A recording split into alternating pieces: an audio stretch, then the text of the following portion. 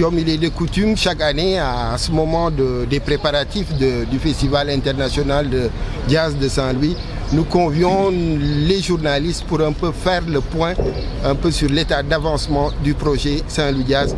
Et pour cette année, c'est le projet 2024, la 32e édition. Et comme vous le savez, le Festival international de jazz de Saint-Louis figure depuis 2016 au catalogue des plus grands festivals du monde. Événement de dimension mondiale, le Festival international de jazz de Saint-Louis célèbre sa 32e édition du 16 au 20 mai 2024. Très attendu, Saint-Louis Jazz 2024 accueillera comme une fois de plus des milliers de festivaliers venus de tous les horizons, comme en témoigne le plein affiché par la quasi-totalité des réceptifs hôteliers de Saint-Louis et environ. L'événement, en phase de préparation très avancée, a déjà bouclé sa programmation artistique.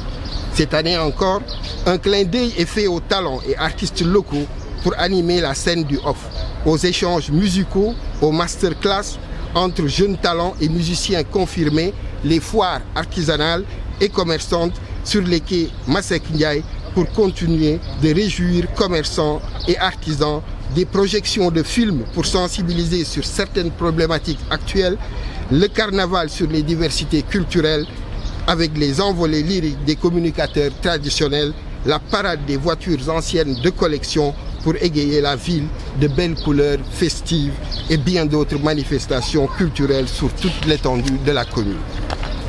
La grande scène IN, qui se passera donc à la place Baya, accueillera aux côtés du village des sponsors des artistes talentueux de renommée internationale.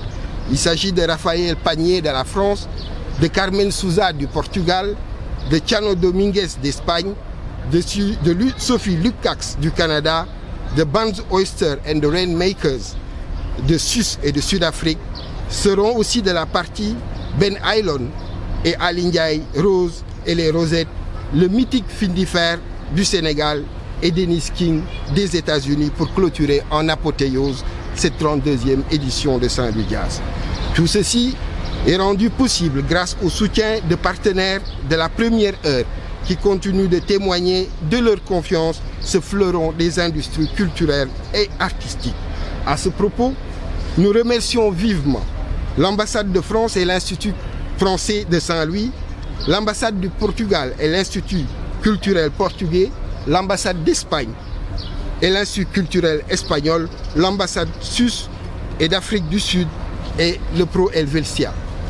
La société Ecotra, la B6, membre du groupe Sunu, la BNP Paribas, le British Petroleum, Canal Plus International, Orange Sonatel.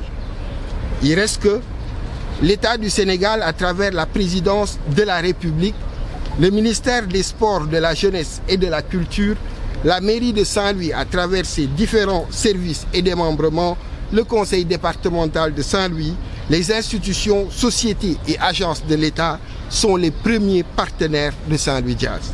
Aussi, restons-nous convaincus que l'État sera là, plus que jamais, et à temps, tout comme la mairie de Saint-Louis, pour accompagner et soutenir cette entreprise chère à Saint-Louis, porteuse de rayonnement touristique de la vieille cité et qui réaffirme de la culture comme composante fondamentale du développement durable.